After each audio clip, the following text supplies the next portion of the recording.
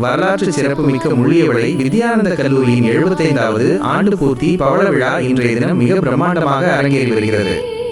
கல்லூரியின் ஸ்தாபகர் அடங்காப்பற்றாளன் சுந்தரலிங்கம் அவர்களின் நினைவாக எழுப்பப்பட்ட சுந்தரலிங்கம் அரங்கில் பவள விழாவின் பகல் நேர நிகழ்வுகள் கலை கலாச்சார பொலிவோடு கோலாகலமாக இடம்பெற்று வருகின்றன.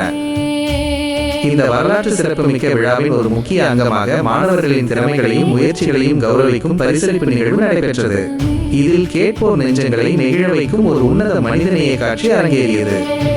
இக்கல்லூரியின் கல்வி சுடராக மிளிரும் மாணவி விக்னேஸ்வரன் விதுசிகா அவர்களின் கல்வி பயணத்திற்கு பெருந்தூளாக நிற்கும் வகையில் யாழ் வலம்புரி மனிதநேய அமைப்பினால் 1,30,000 ரூபாய் பெறுமதியான பணப்பரிசு மேடையில் வைத்து உத்தியோகபூர்வமாக வழங்கி வைக்கப்பட்டது.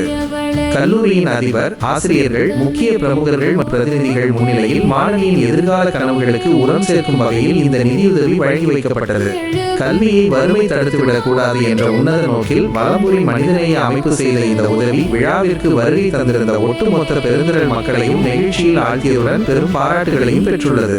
கல்லூரியின் 75 ஆண்டு கால கல்வி பாரம்பரியமும் மனிதநேயத்தின் ஈரமும் ஒன்று சேர்ந்த இந்த தருணம் வித்யானந்த கல்லூரியின் வரலாற்றில் மற்றும் ஒரு பொன்னெழுத்துக்களால் பொறிக்கப்பட வேண்டிய நாளாக மாறியுள்ளது. தகவல் மற்றும் ஊடகம் அடங்காப்பற்று தமிழன் யூடியூப் சேனல். நன்றி, வணக்கம்.